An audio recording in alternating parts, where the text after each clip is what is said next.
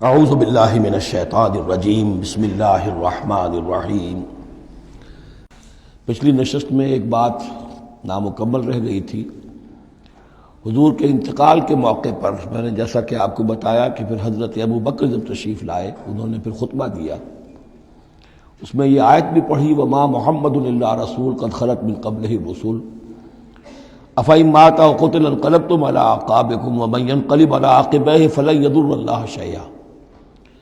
لیکن اس کے ساتھ ہی پھر جو الفاظ انہوں نے خود فرمایا اپنی طرف سے وہ بہت ہی بڑے اہم الفاظ ہیں اور بڑی جو سمجھیے کہ ہمت اور جرت کا مظہر ہے۔ من کان یعبد محمدا فإن محمدا قد مات۔ جو کوئی بھی بندگی کرتا تھا پوجتا تھا محمد کی، وہ سن لے کہ محمد کا انتقال ہو گیا صلی اللہ علیہ وسلم۔ ومن کان یعبد اللہ فإن اللہ حی لا یموت۔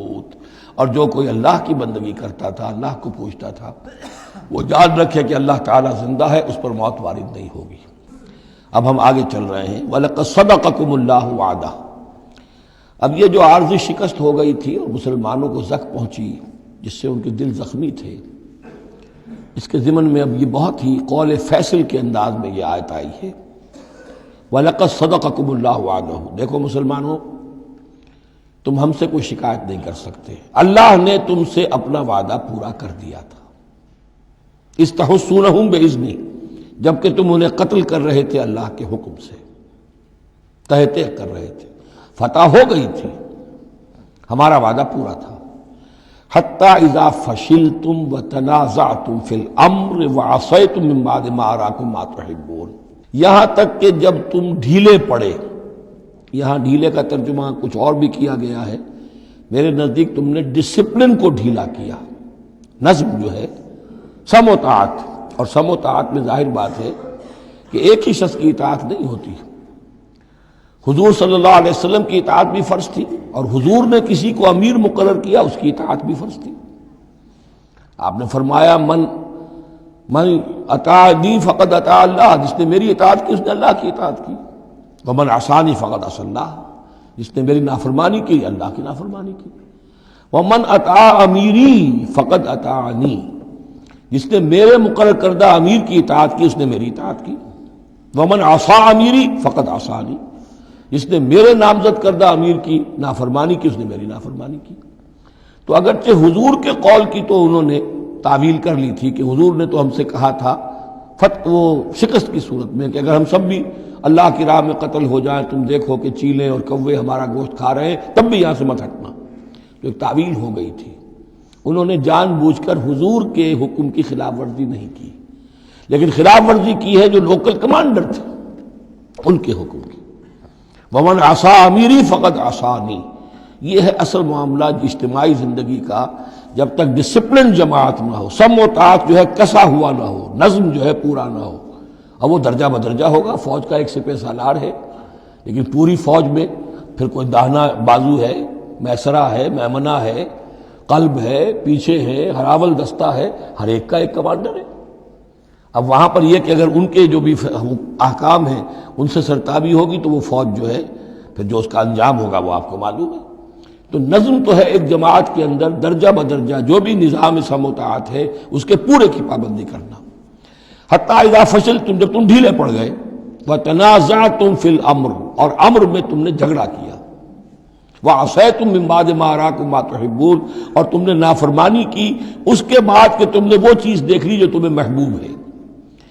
میری تعویل اس آیت کے بارے میں یہ ہے، اور بعض علماء نے تو خیر اس کو بہت پسند کیا ہے، بعض نے جو صحابہ کرام سے اتنا قلبی لگاؤ نہیں رکھتے انہوں نے کہا یہ خام خواہ کو صحابہ کی وکالت کرتے ہیں۔ میرا یہاں پہ موقف یہ ہے کہ بعد ما اراکم ما تحبون سے مراد مال غنیمت نہیں ہے، اس لیے کہ مال غنیمت کی تقسیم کا قاعدہ جو ہے غزوہ بدر کے بعد ہو چکا تھا، چاہے کوئی شخص کچھ جمع کرے نہ کرے برابر کا حصہ اسے ملے گا۔ یہاں من بعد ما اراکم ما تحبون سے مراد فتح ہے، اور اس کے لیے قرآن یفصل بعضہ بعضا، سورہ صف کی وہ آیت وَأُخْرَىٰ تُحِبُّونَهَا نَصْرٌ مِّنَ اللَّهِ وَفَتْحٌ قَرِیب، گویا کہ یہاں بندہ مومن کو دنیاوی کامیابی کو بھی اپنا مقصود نہیں بنانا ہے۔ کامیابی کسے پسند نہیں ہے؟ مقصود نہیں، مقصود ہے اللہ کی رضا جوئی اور اپنا فرض ادا کرنا، مقصود یہ رہے۔ باقی کامیابی ہو ناکامی ہو جو کچھ بھی ہو اللہ کی مرضی ہے، اللہ کی حکمت ہے، اللہ کب فتح لانا چاہتا ہے وہ بہتر جانتا ہے۔ تو یہاں من بعد ما اراکم ما تحبون اکثر نے یہ سمجھا ہے کہ اس سے مراد ہے مال غنیمت کی طلب میں وہ وہاں پہرا چھوڑ کر چلے گئے۔ میرے نزدیک یہ بات صحیح نہیں ہے، یہاں پر ما تحبون سے مراد فتح ہے۔ وَلَقَدْ صَدَقَكُمُ اللَّهُ وَعْدَهُ إِذْ تَحُسُّونَهُم بِإِذْنِهِ حَتَّىٰ إِذَا فَشِلْتُمْ وَتَنَازَعْتُمْ فِي الْأَمْرِ وَعَصَيْتُم مِّن بَعْدِ مَا أَرَاكُم مَّا تُحِبُّونَ مِنكُم مَّن يُرِيدُ الدُّنْيَا، تم میں سے وہ بھی ہیں جو دنیا چاہتے ہیں، دنیا میں کامیابی ہو جائے، ہمارا بول بالا ہو جائے، حکومت ہماری قائم ہو جائے۔ مِنكُم مَّن يُرِيدُ الدُّنْيَا وَمِنكُم مَّن يُرِيدُ الْآخِرَةَ، تم میں وہ بھی ہیں جو صرف آخرت کے طالب ہیں۔ ثم صرفکم عنہم، تو گویا کہ تم ہم سے شکایت نہیں کر سکتے، کوئی شکوہ نہیں کر سکتے، لیکن جب تم نے یہ کام کیا حتی اذا فشلتم وتنازعتم فی الامر وعصیتم من بعد ما اراکم ما تحبون، اس کے بعد فرمایا ثم صرفکم عنہم لیبتلیکم، پھر اللہ نے تمہارا رخ پھیر دیا ان کی طرف سے۔ پہلے تو یہ تھا کہ وہ بھاگ رہے تھے اور تم ان کے پیچھے ان کا تعاقب کر رہے تھے، اب وہ الٹا معاملہ ہو گیا کہ اب تم پیچھے اپنی جان بچانے کے لیے ادھر ادھر جا رہے ہو۔ لیبتلیکم، تاکہ تمہیں اور ابتلا میں مبتلا کرے، امتحان اور لے تمہارا۔ وَلَقَدْ عَفَا عَنْكُمْ، لیکن ساتھ ہی معافی نامہ بھی ہے، اللہ تمہیں معاف کر چکا ہے۔ جو بھی خطا ہو گئی ہے، جو بھی غلطی ہو گئی ہے، کسی سے ہوئی ہے، اللہ نے معاف فرمایا۔ وَاللَّهُ ذُو فَضْلٍ عَلَى الْمُؤْمِنِينَ، اور اللہ تعالیٰ اہل ایمان کے حق میں بہت فضل والا ہے۔ اِذْ تُصْعِدُونَ وَلَا تَلْوُونَ عَلَىٰ أَحَدٍ، جبکہ تم چڑھے جا رہے تھے پہاڑ پر، کوہ احد پر جان بچانے کے لیے، وَلَا تَلْوُونَ عَلَىٰ أَحَدٍ، اور پھر کسی کی طرف مڑ کر نہیں دیکھ رہے تھے، وَالرَّسُولُ يَدْعُوكُمْ فِي أُخْرَاكُمْ، اور رسول صلی اللہ علیہ وسلم پکار رہے تھے تمہیں تمہارے پیچھے سے۔ بھگدڑ جب بچ جاتی ہے تو صورت یہ ہو جاتی ہے۔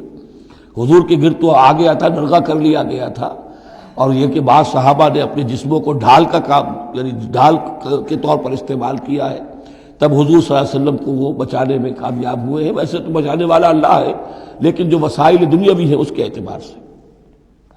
فَأَصَابَكُمْ غَمًّا بِغَمٍّ لِكَيْ لَا تَحْزَنُوا عَلَىٰ مَا فَاتَكُمْ، پھر اللہ تم پر غم کے بعد غم مسلسل ڈالتا رہا تاکہ تم غمگین نہ ہوا کرو اس پر کہ جو تم سے تمہارے ہاتھ سے جاتا رہے، وَلَا مَا أَصَابَكُمْ، اور نہ اس تکلیف پر جو تم پر پڑے۔ یعنی رنج سے خوگر ہوا انسان تو مٹ جاتا ہے رنج۔ آدمی کو اگر کبھی اتفاقاً ہی کوئی رنج ہوتا ہو ایک، تو وہ رنج کا اثر بہت رہے گا، لیکن جب یہ ہے کہ پے بپے رنج آ رہے ہوں، اور سب سے بڑا رنج جو آیا وہ حضور کے انتقال کی خبر جب اڑ گئی، تو اپنے تن بدن کا تو ہوش ہی نہیں رہا کہ کسی کو کیا زخم لگا ہوا ہے، اور خود اس کا کوئی بازو کٹا ہوا ہے۔ اس طریقے سے اللہ تعالیٰ نے ان کے جو اس وقت کی کیفیت تھی اس میں ایک تخفیف پیدا کر دی۔ واللہ خبیر بما تعملون، اور اللہ تعالیٰ باخبر ہے اس سے جو تم کر رہے تھے۔ صدق اللہ العظیم۔